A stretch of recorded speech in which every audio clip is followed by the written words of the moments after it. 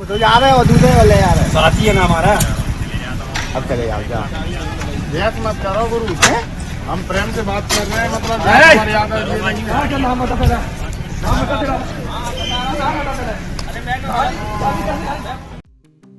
સત્તાનો નશો જ્યારે સામાન્ય માણસના માથે ચડે ત્યારે કેવા દ્રશ્ય સર્જાય તેનો જીવતો જાગતો પુરાવો આ ઘટના છે.